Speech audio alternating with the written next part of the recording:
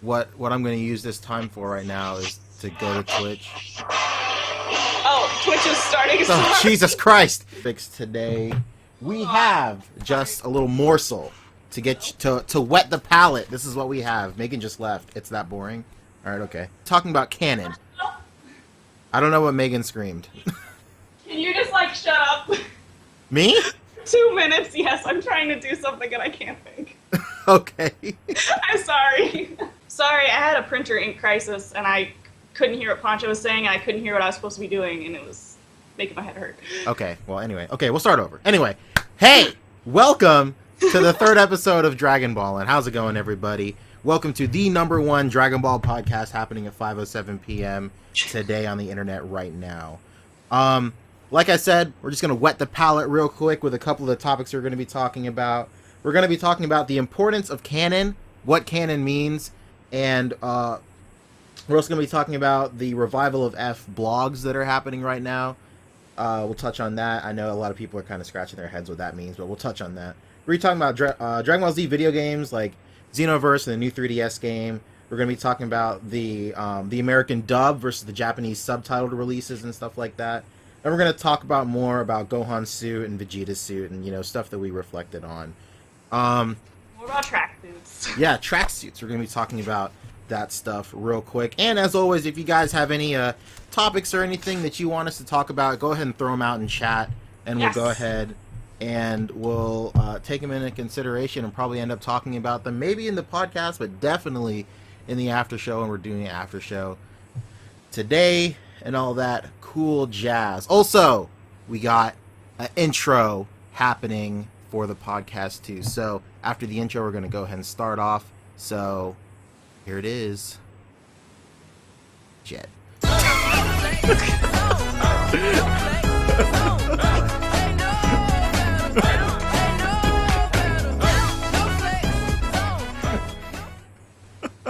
Okay, cool. Favorite thing ever. All right, anyway, so first thing, let's go ahead and knock it out of the way. Let's talk about the importance of canon and what that means. Does anybody in chat know what canon means? Because nobody's talking, so you guys should... Nobody's talking, but that's cool. A cool thing actually is before we start talking about this is Megan is actually hosting a Dragon Ball panel, which is next weekend, which is really cool. So our podcast today and, you know, all this stuff is cool practice to you know, for that panel. It's really cool. And this happens to be one of the things we're talking about. Yeah.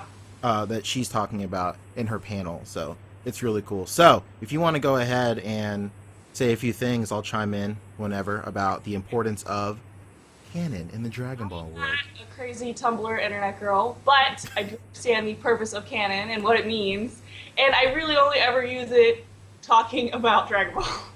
Same. But if you don't know, the word canon means look, I'm blanking. This is why I can't host a panel. It's canon is what actually happens within a series, and then there's things that happen outside of a series, like movies and video games, which don't fall into this canon.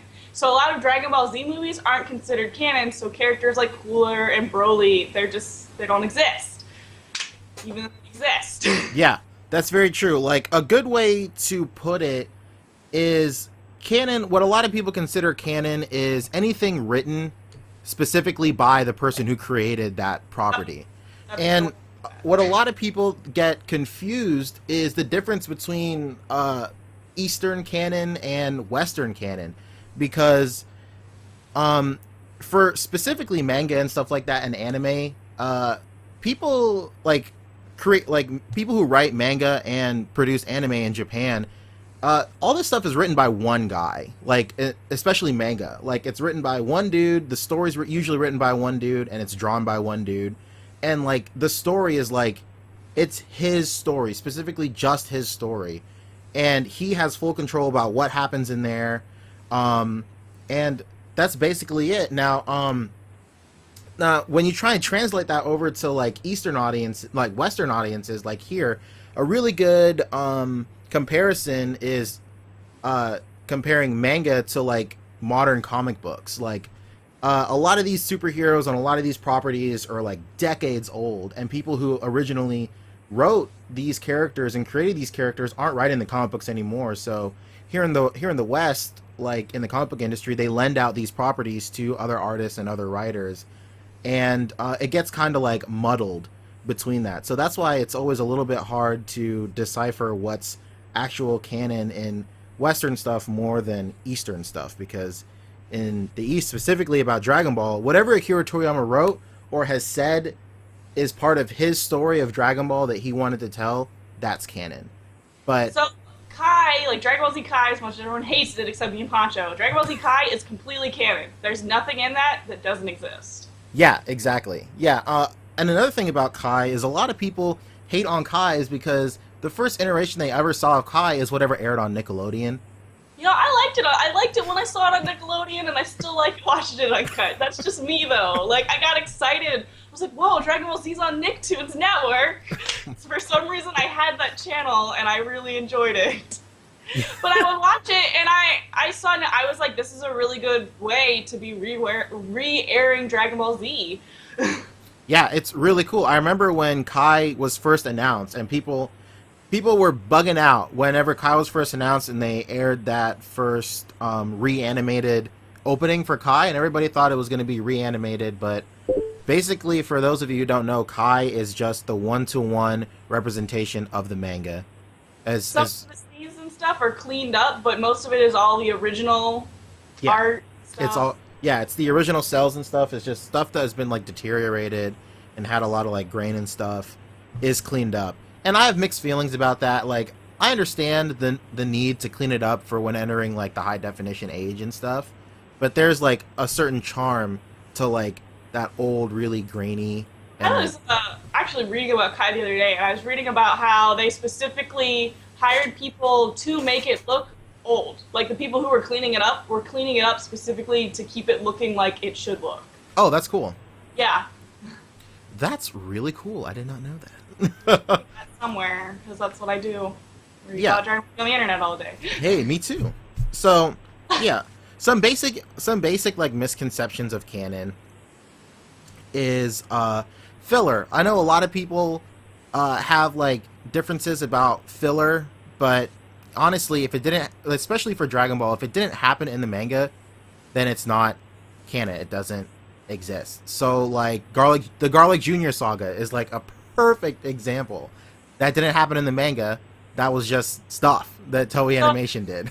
A lot of people argue, well, the movies must be canon because Garlic Jr. is in the anime. Oh, no, it's all filler. He's literally a character taken from the movie to help space out the show while they waited for Akira Toriyama to keep writing. Yeah. And I know a lot of people, especially a lot of people that a lot of my friends in the past, it's like when Dragon Ball was not as popular like a couple of years ago, people would always try and fit the movies into the official timeline, and people were just like racking their brains like, okay, well, Brawly should happen some like maybe the day before. Like, I was like, come on, man, are you kidding me?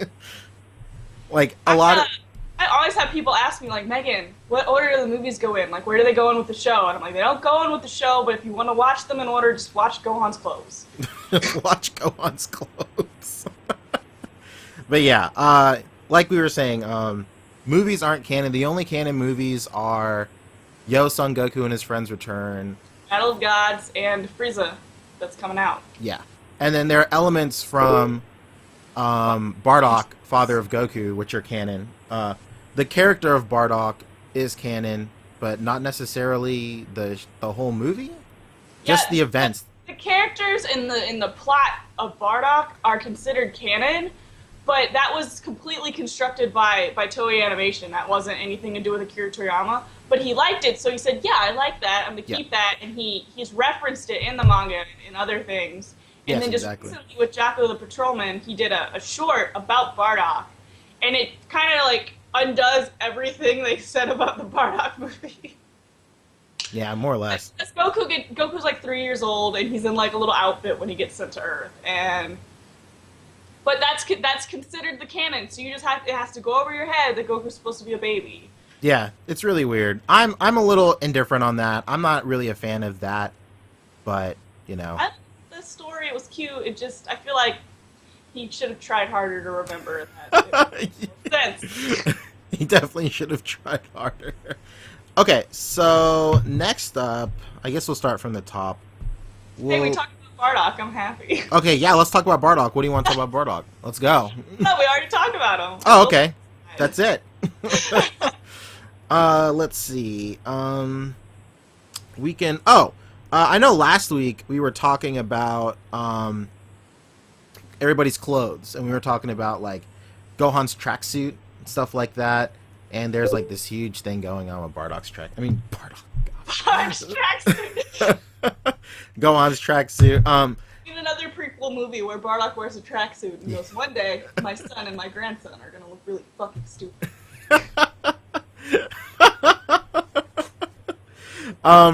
A good friend of mine, Austin, we've been friends for a really long time. He watches the podcast, and he lives in Japan right now. He's an English teacher in Japan. It's really cool. And he touched on some stuff about Gohan's tracksuit that I felt like we should, talk about on the podcast. He said that tracksuits are actually really, really popular in Japan. So that explains why Goku was just randomly wearing a tracksuit in Battle of Gods. It's just a very, very popular modern piece of clothing. And he also said that it's especially popular amongst teachers, too. Teachers like wearing it. And Gohan is actually wanting to be a teacher. I can't really remember where it said that, but I'm pretty sure it's... You can see that.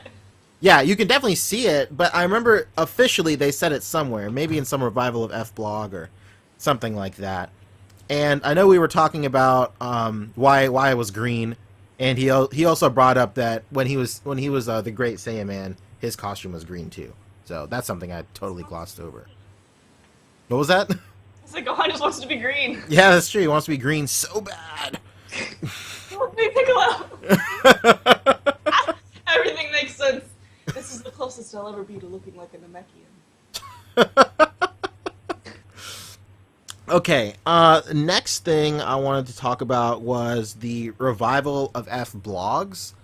Now, right now in Japan, they're doing like this really cool marketing thing where Boma, the character of Boma, is running a blog.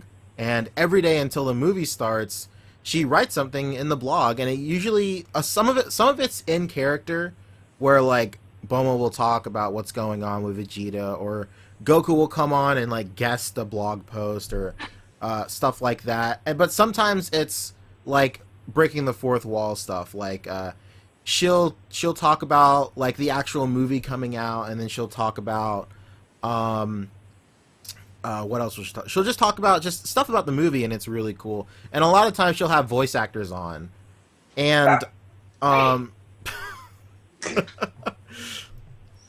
and she actually had Trunks' voice actor on the other week, I think, or the other day. And it was just really cool because he was just talking about like how like excited and stoked he is that Dragon Ball is back. And if you pay any attention to like, I don't know, Japanese press, I don't know who does that if you're not Japanese, honestly. But a lot of the voice actors have been coming back, and like it's just really cool because they're just like really humbled, and they're really happy that this property that they love and they've spent so much time working on is back. And it's just like a really cool, like humbling feeling that that's something they worked on for years and then has laid dormant for almost 20 years is like back, and these guys, suddenly have jobs again. So that's pretty cool. Most of them are like, yes, I want to do this. Yeah, and a lot of them are like, because when they came back around with Kai and they were recasting all the voices, a lot of people were like, nah. That's very true. Yeah. So that's why we have new voice actresses and actors for a lot of people, and that's another reason people don't like Kai. But they sound almost identical. Like they did a really good job at trying to. Yeah, Kai, the voice acting in Kai is pretty cool. A lot of jarring stuff in Kai is Gohan's voice. I know a lot of people hate Gohan's voice, and I'm on that bandwagon too. I don't really like it. I think it's whack. Okay, so we were gonna. You were talking about last week that you wanted to talk about the difference between about the subs, the Japanese subtitles. Let's talk about uncut dubs. Okay, let's go. Let's go. Okay, Take the reins. So here we have a lot of we have a lot of uncut dubs. So everybody's like, yeah, it's so cool, it's uncut. But for some reason, Funimation still cut out a lot of stuff. So it's technically not uncut. There's a lot of, even like fight scenes and stuff seem like they're toned down.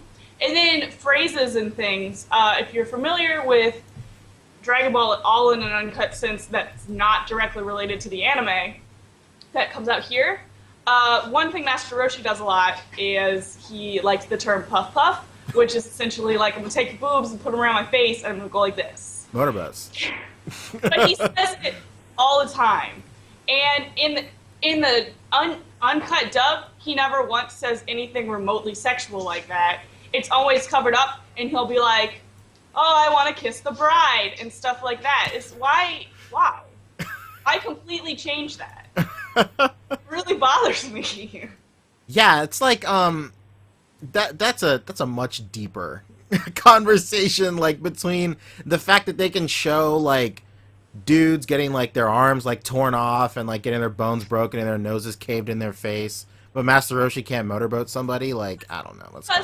And then there's another scene. There's a scene in Dragon Ball when they're fighting the Invisible Man. And if anybody remembers watching this edited on Toonami as a kid, if you remember what they did, please tell me, because I remember this scene, but I don't remember how they pulled it off.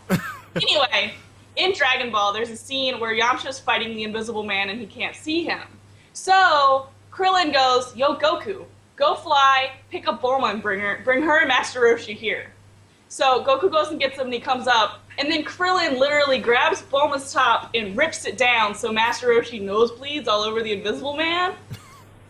And in this series, in the actual series, you see her boobs, they like pop out and they like do boob physics. In the uncut dub, they literally redraw what happens, where you see her top get pulled down, but she just has these weird saggy boobs that are cut off at the nipple. Oh my god, I do remember that. So I don't remember what they did in like the children's, what Toonami had, because I remember the scene vividly as like having seen it, but I just always like understood that he threw paint on him. But I don't know what they would have done to make me think that. That's very strange. There's a scene where I can't even remember what happened because it's like filler, I'm pretty sure. But Goku is fighting somebody, and I think like a kid gives him laxatives or something. I have no idea what I'm talking about right now. But when I was a kid, I always assumed that Goku was given laxatives and he couldn't poo because his tail came out of his butthole. What? What kind of weird childhood did you have? But I just always thought that. And I'm pretty sure it's only in the anime, and I'm going to have to go find it and watch it and see what I'm talking about. Yeah, it's pretty weird, Megan. I wanted to share that with you while we were talking about things for Dragon Ball. There are also like a lot of like really weird censorships happening in early like Ocean Dub. There was a lot of weird censorships happening in Ocean Dub. Even up till like Kai, there's weird censorships in the Nickelodeon airing of Kai. I know Megan and I talk about the bush, or like a tree, like a little bush and tree that is always strategically placed in front of someone's butt crack or penis. Like, that always happens. In Dragon Ball, so in the children's dub of Dragon Ball, it's not Ocean Dub, I think it's Blue Water, but it's what we got. It's what we got after we weren't getting Ocean Dub here when Dragon Ball came out. Okay, like, yeah. Goku's naked all the freaking time. And there's like this pair of tidy whities that's like poorly edited and like shakes and moves while he's naked. And then there's a scene where they're fishing. Bulma's fishing for oolong with a pair of panties, and there's this wad of American dollar bills that's doing the same thing over the panties. I do remember that. Yes, I remember that so vividly. And I remember I was watching that at my friend's house after school, and he was just all like, why? What is that supposed to be? Like, he knew that wasn't money. I understood that it didn't make sense because I was like, this isn't American. Why is there a lot of George Washington?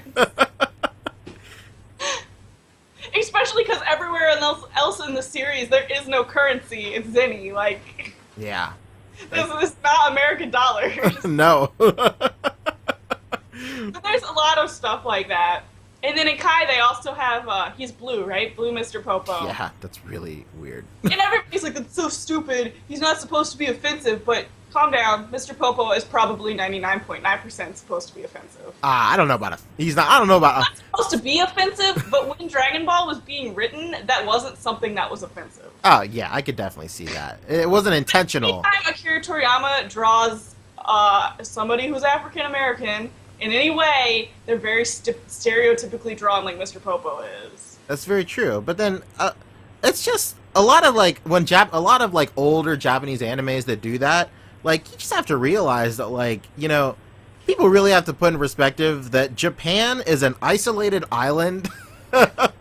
And that's why it's so, like, fucking weird over there sometimes. Like, you just gotta put yourself in the perspective of being in the early 80s, the internet's not around. Like, I mean, that place is so cut off from the rest of the world that obviously, you know. And it's Japan. It's completely all very similar looking people. Yeah, exactly. It's just very seldom. So it's a lot of people don't like Dragon Ball like to point the finger and say that was an offensive thing, but it's like it is an offensive thing, but it's not intended to be. Yeah, exactly. It was never his intention to offend anybody. Same with Jinx, although we're not talking about Pokemon, but Pokemon came out much later than Dragon Ball. That's very true. But touching on that real quick, Jinx is not actually a stereotype of African Americans. It's a reference to a Japanese myth about a witch that lives in the mountains. Anyway, just dropping some random knowledge. She's still drawn exactly like that. Hey. And she's also she's like purple or something now, right? Yeah, she's purple now. That's weird. Anyway, we're not talking about Pokemon. We can do that later. Yeah, we can do that later. After yeah. the show, let's talk about Pokemon. Yeah, we can definitely do that. We also want to talk about the sub versus dub because I was recently watching the Broly movie the other day. I don't know why. I can't even remember why, but I was watching that again, and I remember when I was a kid, I always thought like he was really menacing because of his dialogue. And I was watching the American dub, and his dialogue basically just consists of him screaming Kakarot the entire time, and then maybe talking about dumb shit every now and then. Like, this is why I don't like Broly. Broly was the point where I stopped watching Dragon Ball Z movies, and I think it's probably because I just dubbed it dumb. Yeah, like, stupid. It's really weird. Like 20 Broly movies, and they're all stupid. I remember when I was a kid, I used to watch Dragon Ball on like old VHS tapes. Like, we would go down and buy like bootleg VHS tapes. Like, you know, don't prosecute me. I'm sorry. This was 1997 or something. I don't know. But I remember I had the VHSs for the first Broly movie, and I remember I always thought he was like really mega evil. Because there's a line in the movie that's not in the American dub where I forgot who says it to him, but someone says, Broly, you're a monster, and then Broly says, I'm not a monster, I'm the devil. And I was like, yo, that's some serious heavy shit. Oh. And then I just remember when the movie came out, I was like, yo, this guy's insane. He says some pretty menacing stuff in this movie. Just wait for it. And then all my friends were like, he didn't say anything. He just screamed Goku's name the entire time. He just kept on screaming carrots the entire time. And I was like, you didn't say he was a devil? And then nobody believed me. So, he just wanted to know that Goku cried louder than he did. Yeah. Yeah, let's go. Let's get that out of the way. He definitely cried louder and longer. I'm so sorry. Sorry. You're so offended still to this day, 20 years later. Some stuff I wanted to talk about in terms of the video games were some cool stuff is happening with Xenoverse. I don't know if okay, well, before we talk about that, we'll talk about Kaimaria. Yeah. Said in chat. Why is it that no one can single-handedly beat Brawly on their own? Because Brawly's filler. Yeah, because it's filler. Obviously, I love the idea of Brawly. I love the potential that his character could have had, but like they just didn't handle it right at all. Like the first time he was defeated was in movie 8, where he beats up everybody really easily, and then everybody, while they're beaten up and like in pieces on the ground, transfers all their energy to Goku, and then Goku punches a hole in his stomach. Like, that didn't really make a lot of sense to me. Nothing in any of the movies makes sense. No, and in the second movie, he's defeated. Oh, I will say that I really do like the second movie, his Second Coming, because of the last scene. Sorry, spoilers. You guys have had what, 20 years? So sorry if there's spoilers happening right now. But in the second movie, it's he comes back during what can be described as the Boo arc. Gohan's already, and he's already like 16 or something. And he comes back and he fights Gohan, Goten, Trunks, and Videl, but he makes like easy work of Videl, obviously. But it's at the very end of the movie where Goten, they're doing this huge Kamehameha against his whatever green attack. I don't even know what that's called. But they're doing this huge Kamehameha against him, and then they have the Dragon Balls already gathered for some reason. I can't even remember at this point. It's been too long. They really always have the Dragon Balls gathered in movies. It's just coincidentally, it's okay. We got them all right here. But my favorite part about that movie is Goten is talking to himself, and he just goes, "Man, I really wish Dad was here." And then that's his wish. That's it. And then Goku comes down from, I don't know, King Kai's planet or something, and does the Kamehameha, and then he leaves. And that was just the imagery of like Goku, Goten, and Gohan doing a Kamehameha was really cool. That's like the only redeeming quality of that entire movie. So, see, that's another thing about canon. Why like movies aren't canon? Because now I'm like, but Goku was dead. Yeah. Well, he was dead, yeah, but he could come back for one day. But Goten, then Goten meets him for the first time. He's like, yeah, and then yeah, canon. Yeah, it's just the easiest way to explain that. Because like I specifically remember when I was in middle school or whenever that movie came out, my friends would always sit there and they'd be all like, "Where does this fit into the story? Where does this fit into the story?" And then people are all like, well, it can't be before the Buu Saga because Goten never met him. Maybe it was like the day after he went back to being dead. And then it's just like, stop. Just stop racking your brain trying to figure it out. It's just really weird. But then the last movie, I vaguely remember the last movie. Okay, so I have to ask you, I'm going to sound like a total dumb person. Because I haven't seen any of the newer Dragon Ball Z movies in a very long time.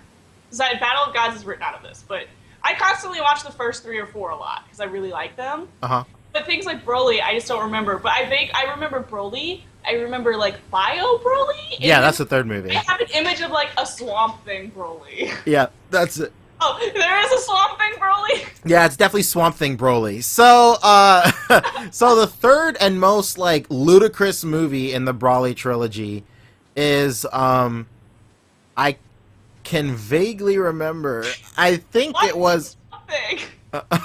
Because a scientist found his blood in the spaceship that he used to fly to Earth. By the way, he was trapped under ice, taking a page out of Captain America's book in the 10th movie. But they found his blood in the space pod, and they used it to clone him. And Bio Broly is a failed clone of Broly. And the only redeeming quality of that movie is that Krillin gets a lot of time to shine. And I love that movie. The King 215 has a question. Go and throw it out there, King. King. We'll talk about it. But yeah, so we're done. I've been thinking I was imagining that was a thing all this time. But No, it's wasn't. real. It's a Swamp Thing, baby. That's what it is. I need to I know they sell the movie packs. So what sucks is I bought the first time they came out with the movie pack. I bought it. So it's the first 3 movies, and then I was like, all right, time to get the new movie pack. And then suddenly they reissued the movie packs into 4 movies. So I spent the past few years looking for a single copy of Lord Slug, so I could start buying the movie packs. And this recently I looked, and now there are 5 movies. Stop, Funimation! I just want to buy the movie packs. They're good movies. You should watch them. I really like those movies. I have them all, so I have them all, and I'll watch them and then go. Yeah, whatever. A lot of people swear by movie 12, and I really like movie 12. Is that the Janemba movie? Yeah, that's the Janemba movie. I love Janemba. I think that's one of the best villain character designs in a long time. He just looks really cool. He has a sword that's red. I had a friend who, for some reason, had a toy of Janemba, in the beefy form, and he was like, "What is this? Who is this? Why was this a toy I got?" And then when that movie came out, he was like, "Oh, I got it." There was years in between that. Yeah, it was probably by Jack Pacific or Irwin or something. They're like, "We'll make a toy of this from this movie that hasn't come out here yet." A quick segue. Let's talk about Jack Pacific and Irwin toys. Jack Pacific. I remember the most ludicrous, the most ludicrous commercial for those toys was when Piccolo had a gun and Goku had a sword. I think, or it was either Goku. God, no, those are on eBay right now. They're on my freaking You know how to suggest things to you? It's a 3-pack, and it's them and someone else. And I'm like, those toys are so dumb. Yeah, those are really bad. They're awful. And I just remember that for the longest time, those were the only toys really available here in the West. I really, really wanted them. Really bad. I always wanted Jack Pacific and Irwin stuff. And my mom was like, no, you can't have Dragon Ball Z stuff because you're going to grow out of it. Well, Mom, I hope you're here. In case you're here, I had in your a friend. face. I had an old childhood friend, and we went to visit him after 4 or 5 years from having moved, because we were friends when we were really little. So we went to visit, and I went in his room, and he was sitting on he had bunk beds, and he was sitting on his bed, and he looked at me, and he was like, "Hey, do you like Dragon Ball Z?" And I was like, "Do I?" And then he had bags of Jack Pacific toys. Oh my god. And he'd just sit in his bed and be like, "Yeah!" Like the kids in the commercials. Just like that. That's brilliant. The King in chat, we see your question, and we're actually going to be talking about that in just a second. So just hold tight, and we'll talk about that. But Cameron brought up something really cool. He said Irwin's Evil Boo was amazing, and for all this trash we're talking about Irwin's toys, they were completely They made good, not people. Yeah, when they were sculpting people, they must have been sculpting with their eyes closed or backwards or something. For those of you who watch Whose Line Is It Anyway, that bit they do when they put their arms behind their back and somebody else's arms are their arms. So that's how they were molding them. I guarantee you. But when it comes to straight up aliens, not human looking humanoid aliens, they sculpted those really well. There's a... The Fat Boo was really good. King Kai looked great. Yeah, King Kai is amazing. I actually have King Kai right here. I know you can't see Megan, I'm sorry. I can see. But he come with bubbles, a little plastic bubbles. Yeah, he comes with bubbles. And that's brilliant. This King Kai scales perfectly with SH Figure Arts. And that's awesome. But they also did a for the Majin Buu saga, Yukon, I think was his name, or Yukon. I'm making the motions, you can't even see me. But the guy from heaven. The guy from heaven? Was it the guy from heaven? No, I'm thinking of PyCon, sorry. No, yeah, you're thinking of Pycon. I'm thinking like the bug dude, the bug lizard guy. Oh! He was a Majin, and like his sculpt is Okay. his sculpt is awesome. Like very cool. But whenever it came to like people who had like legs and arms that looked like humans, they couldn't do it. Like the entire Ginyu Force looks like dog poo. Like they look awful. Except maybe Guldo. He might look alright. Yeah, the Guldo, cause he's, King Kai. Yeah, that's pretty much. I remember the Birder looked really bad. The Jace looked really bad because I just don't know. Okay, while we're talking about Ginyu Force, who's your favorite Ginyu Force member? Me? Yes. Oh, I was talking about this the other day playing Budokai. My favorite Ginyu Force member is Vaughn. Oh God. No, but really, I hate Captain Ginyu with like a burning passion. I hate Guldo. I hate Birder. I hate all of them. I just hate them. I like. I'm gonna say it wrong. I like Jace. Yeah, that's it. Okay, I always feel like I'm gonna say it wrong and get like yelled at, but I like Jace, and I like Raccoon only because he's so fabulous. Yeah, Raccoon is he's a pretty fabulous guy.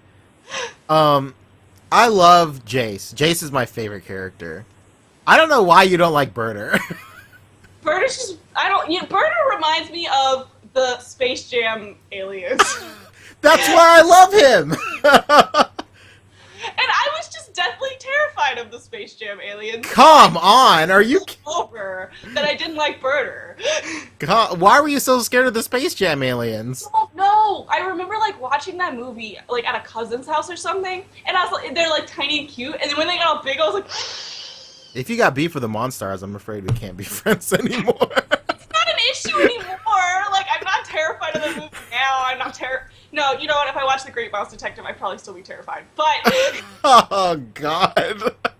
I'm not scared of James and the Giant Peach. Like I can grow out of these fears. James and the Giant Peach makes me want to throw up. Like I hate the way that movie is animated, and I hate the art direction of that movie. I respect it, but it makes you want to throw up. Anyway, getting really off topic. But yeah, Jace is always. I really like Jace. I like that Jace and Birder are like such best friends in the Ginyu Force. Like I like to think that one of them got recruited and they're all like, "Yo, what about my friend?" It's either the two of us or nobody. Come on. And I remember one of the coolest things that's happened in recent memory. One of the coolest things that's happened in recent memory is a lot of stuff in video games is happening. This is going to be a good segue into the video game news. Video games. A lot of cool thing that's been happening in Dragon Ball video games is what if stories are always really awesome in Dragon Ball video games. Want to know my favorite what if story? Is it when Tien and Yamcha fuse? No, it's when Cell imagines eating Krillin. Yes! It's from the same game, at least. What are you crying about? Holy cow, your dog. But, yeah, what if stories are really awesome. The best Dragon Ball game to experience what if stories is a tie between Budokai 1 and this Japanese exclusive DS game that came out. Dragon Ball, I think it's Ultimate Budoden, is that what it was called? I can't remember. I think so. But I actually played that on this stream, and if you guys want to check out some highlights, you totally can, because I beat that entire game when Megan was here, actually. Yeah, holy cow. And that's such a really fun game. It has a lot of cool what if stuff. But one of my favorite things that never really happened was Birder and Jace's attack, their purple comet attack. Like, every time they tried to use it in the show or in the manga, like, it never hit. Pretty much. But it was in Raging Blast 2, I think. Sadie, shut up. For the record, I can't hear. But for the no, that's not what I was saying. In Raging Blast 2, they animate that that whole attack. And it's just really cool to see it like finally be recognized as like hitting, and it's just really cool. What I'm saying is I just love Dragon Ball Z video games. They're really awesome. And we'll talk about that in just a second. What's your favorite Dragon Ball video game, Megan? You already know the answer. Oh, no. My favorite. Oh my God, no! No, I'm kidding. I'm kidding. My favorite Dragon Ball Z game is Budokai, and I think it might just be a nostalgia thing, but like I can always sit down and play Budokai. And just recently, I went and I bought the HD pack for the Xbox 360, and then I've been playing that like all the time. Yeah, that's a really awesome game. I remember that game came out the exact same night as some really big AAA title.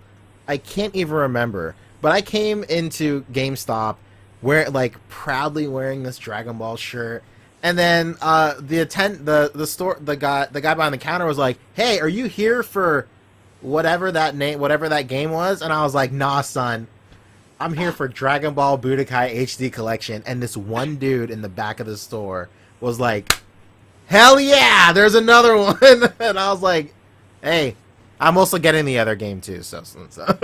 But my favorite Dragon Ball video game is a tie between Tenkaichi 2. I do like Tenkaichi. Yeah, I really love Tenkaichi 2 because That's what with Trunks on the cover, right? yeah, that's what Trunks on the cover. I remember that when the Wii came out, I was a very big advocate for the Wii. I loved the Wii.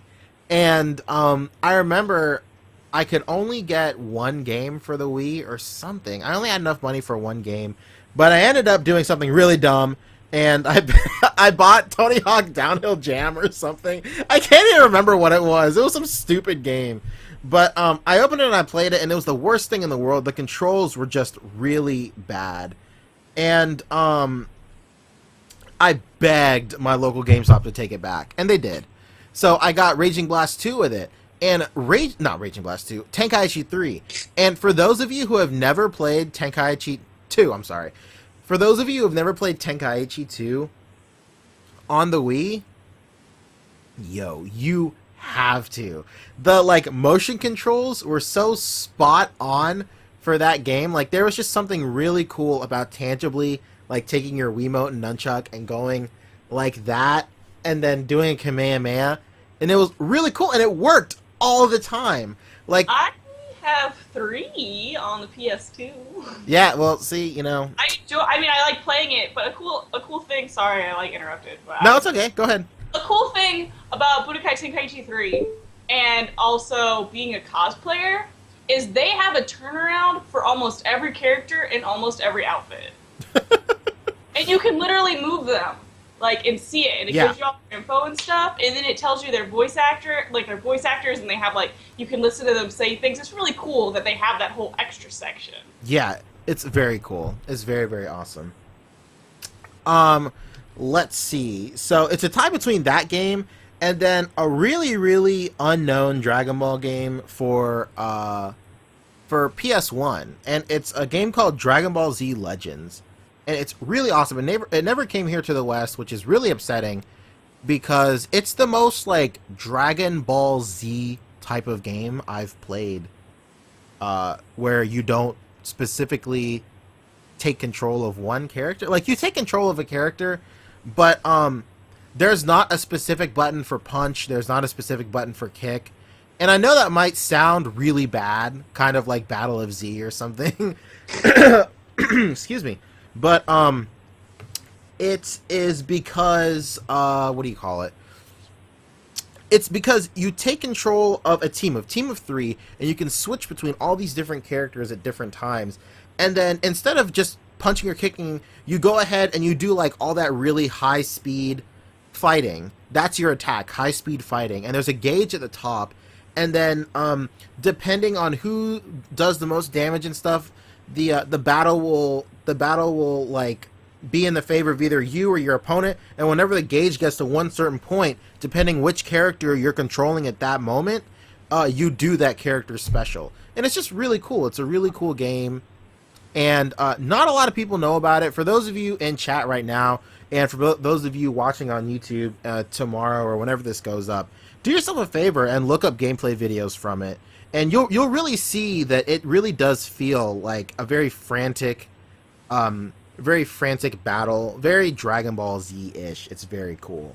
And a lot of people in chat are talking about Xenoverse, and that's a really good time to start talking about Xenoverse. We're talking about Saiyan armor, which I think we should also talk about. Oh yeah, we'll talk about Saiyan armor. Okay, so yeah, let's put a pin in that Saiyan armor. The answer is yes. We both have Xenoverse. I only have it on the 360, and Pancho has it on like everything else. I have it on Xbox. I only have it on Xbox One right now. Oh, I thought you had it on PS3 or PS4 too. No. Oh my God, I do. Whoops. Yeah. It makes me really dizzy, so I had to stop playing. And my TV is broken. Like my TV has this big black line in 2 different spots, but the fattest one is right over where it tells me the combos, so I don't even know what moves to use. So I think I have to like sit it out and wait till I get a new TV, and then like take some motion sickness medicine and then keep playing it because I really like it, but I literally am like, wah! Yeah, that's a guy in one of the groups that we're both in. He has the exact same problem. He says that he gets really bad motion sickness playing video games. Doesn't work. Like the way it moves doesn't work for me. Like the screen just suddenly juts and it makes me really sick. It's weird. So I can't play first-person shooters either because they make me sick. So yeah, you're not missing much. Anyway, so some cool things I wanted to talk about Xenoverse was the DLC. The DLC came out. I'm a huge advocate of Dragon Ball, obviously, so I had to get the Seasons Pass. And if you guys ever catch me streaming that, the title of the stream is always going to be I don't like GT, but I paid for the Season Pass. So, and that's pretty much it. The first pack of DLC just dropped, and it's a bunch of GT stuff. It has Pan and Future Trunks. It has Super 17, but you have to unlock him, I think. And then it has GT Goku. And also, it has different items, new attacks, and new clothes. But they're all GT relevant, except for one piece of clothing, and you're going to like this, Megan. It's the Devilman's outfit from Dragon Ball. the onesie? Yeah, the leotard Devilman's outfit. Oh, that's great. But it's like 500,000 Zenny. It's like... That correlates with the Invisible Man and Master Roshi's nosebleed. Man, I remember when Devilman was like such a scary opponent. Yeah. And then you look back on it now and you're like, it's fucking dumb. You can say that for a lot of things. I was watching a lot of Dragon Ball stuff earlier today. I was watching like a lot of like World Tournament fights, like Goku versus Krillin, which is like the most beautifully animated piece of, like, the most beautifully animated fight in the entire series. Oh my god. It was a really big deal. Yeah, that was really big. My favorite tournament fight from Dragon Ball, besides Krillin versus Jackie Chan, is Krillin versus, what is his name, like the Barbarian? Yeah. Krillin's dying because this guy stinks. Krillin is, like, getting beat to shit. And then Goku leans over and goes, hey, you don't have a nose! And Krillin goes, oh yeah! Thanks! It beats the shit out of him. I love that. I remember, it's so funny because, a quick segue from video games, we're talking about Dragon Ball now. It's so funny because a lot of people were introduced to Dragon Ball after Dragon Ball Z, so a lot of people don't like going back and watching Dragon Ball. But as I was going back and watching all these clips, I was watching a lot of Goku and Krillin clips, and I was watching the clip where him and Krillin take off their weighted shells for the first time. They jump to the sky? Yeah, and they jump like 300 feet in the air.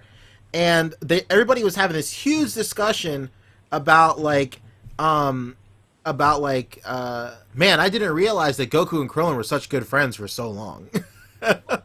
That's why it's such a big deal. Yeah, like, when it dies. Yeah, exactly. And like just a segue from their turtle shells and jumping in the air. All through school, my backpack was always really heavy, like really, really heavy. Like I never took anything out of it, and like everybody would always be like, Megan, you need to empty your backpack. And my reasoning was because I was like, 10, 11. It's okay because when I take it off, I'm going to be able to jump to the sky. As ludicrous as that sounds, weight training does work. So. I just wanted to have a turtle shell, like go to the Yo, George 2014, what's good? Are you? Yeah. We got about 10 minutes left in this. Yeah, so we'll just finish up with video games and then we'll go into the after show. I actually wanted to talk about Trunks. Yeah, let's talk about Trunks. Yeah. Let's talk about Trunks because you mentioned Future Trunks in GT. So, because we were talking about canon and stuff earlier, let's talk about how Trunks in GT is just Future Trunks in GT. When in reality, stop making all that noise. In reality, it's not loud. Loud for me. Well, anyway, Trunks in GT is just Future Trunks in GT, except canonically, in quotes here, he's supposed to be the older version of Kid Trunks. But in reality, if you think about Kid Trunks growing into the age of Future Trunks, he'd be a totally asshole character. Yeah. Like, there's no way Kid Trunks is growing up to be very nice and seldom. Kid Trunks is going to grow up and be like, yeah, dude, I'm the best, what of it? My dad's the Prince of all Saiyans. Yeah. Like, and then that's because Future Trunks didn't have Vegeta raise him, and Kid Trunks did. Yeah. So just to clear it up, because I was a little confused at the beginning as well. You're saying that character-wise in GT, GT Trunks is just the same character as Future Trunks, right? Yeah, like personality. Yeah, personality. That's what I meant. Yeah, personality-wise, but which is stupid on their part because which shouldn't make sense. Characters at all. Exactly. Like yeah, because there's no reason that he should be acting like that. Like there are for more movies because I want to see Trunks up and be an asshole. There are seeds of how he could have transitioned into that because like some of the last episodes of Dragon Ball Z where they're at the World Martial Arts Tournament and stuff, like he's not really acting like really cocky and stuff. But I don't know. I just chalk that up to like Akira Toriyama just going like whatever. I think the reason that Trunks. Wait, what was I gonna say? I think the reason that Trunks in GT is essentially just Future Trunks is because Future Trunks is such a popular character. Yeah. They didn't want to fuck up their viewers by changing this character that people expected him to be. Yes, Future Trunks is a huge, like, very majorly popular character. I remember the trailers for Future Trunks at the beginning of all those, like, old VHS tapes. Do you remember that? Yeah. Where, like, they would have, like, it's a scene where, like, he's beating up all the, HK.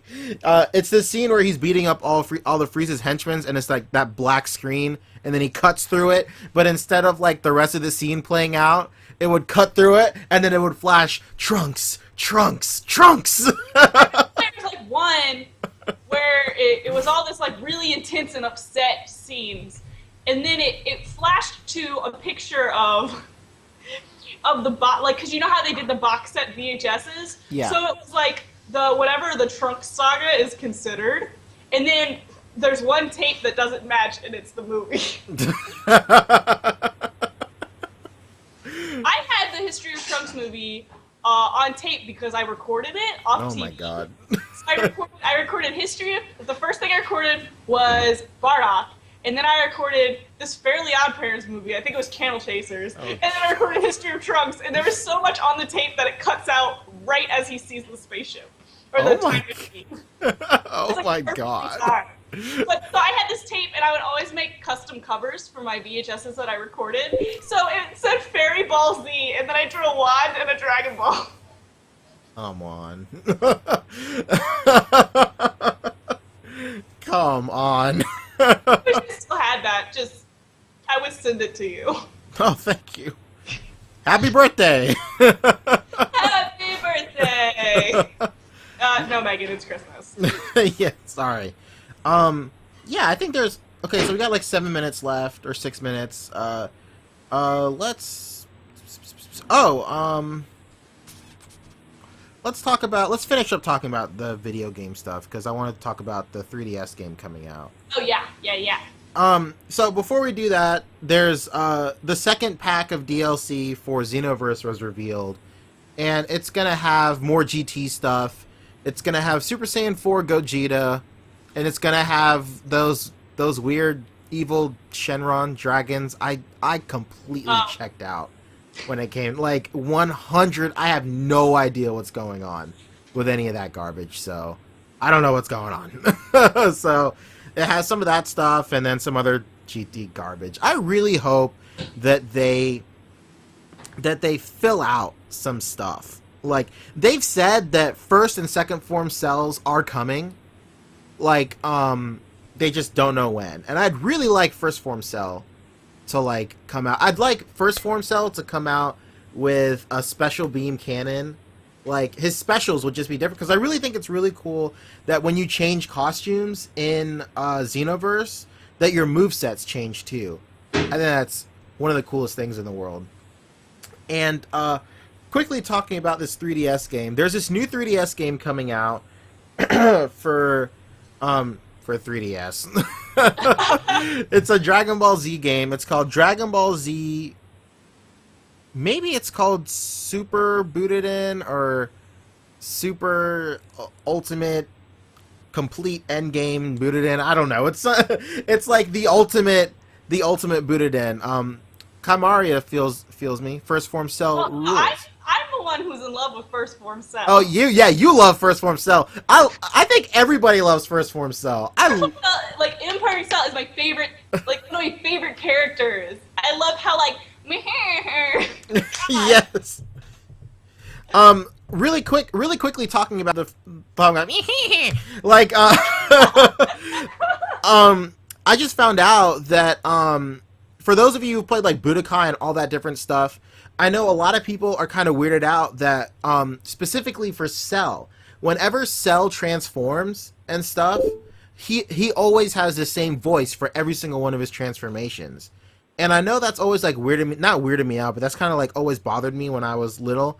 But I found out that the reason for that is the way that the game is coded. He only has one sound bank for all three of his forms, because in Japan he has the same voice for all three of his forms no matter what.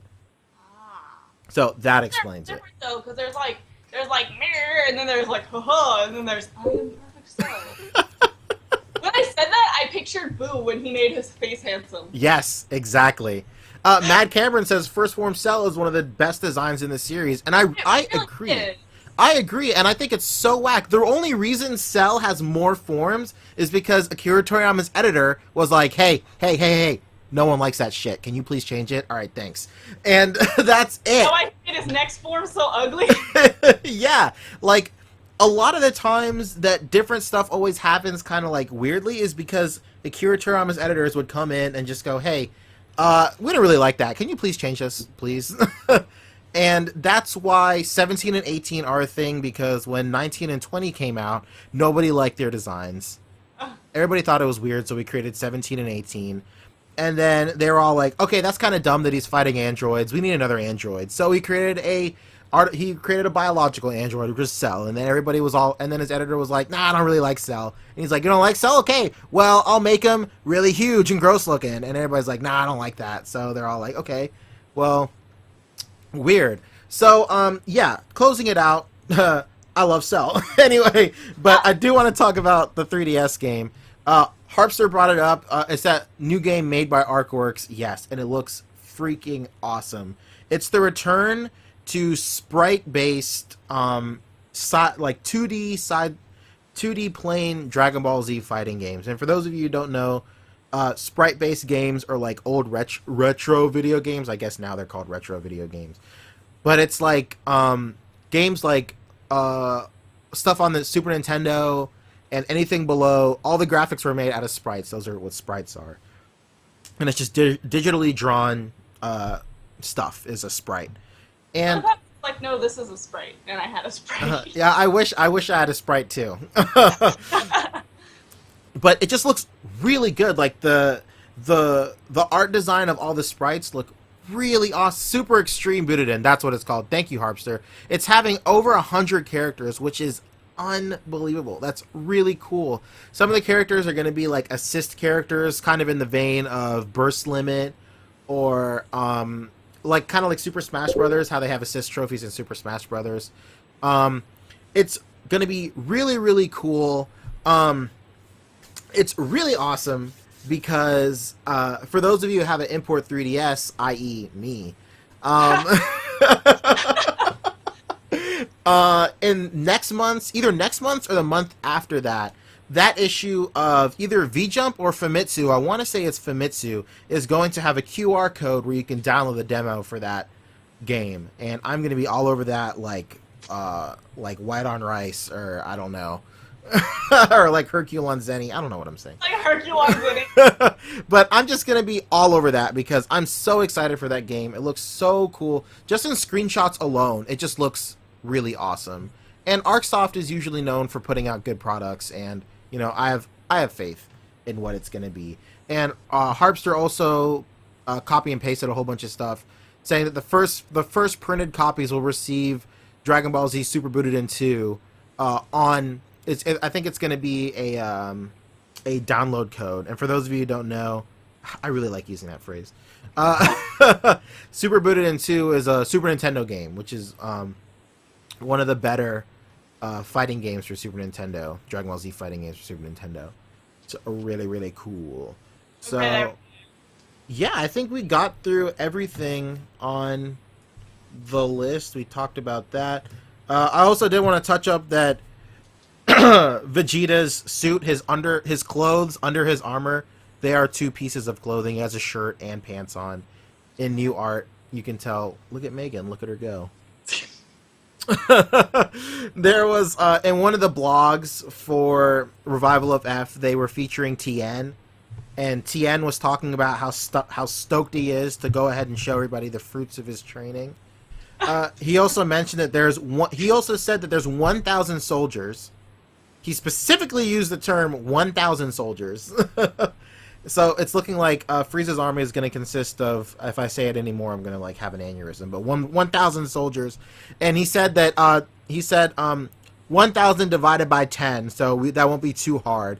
So that's bringing up that there's going to be 10 additional fighters fighting off the army. So it's going to be Gohan, Piccolo, Krillin, Tien, Chaozu. He Boma was like, "Hey, where's Chaozu gonna be?" And then he was like, "I'm gonna leave him at home." he said something along the lines. But then he went on to say, "But knowing Chaozu, he'll be a couple of steps behind me anyway." But Master Roshi's gonna be in there. That's 5. I'm sure there's more people. Fat Boo is gonna be there. 6. What about his dog?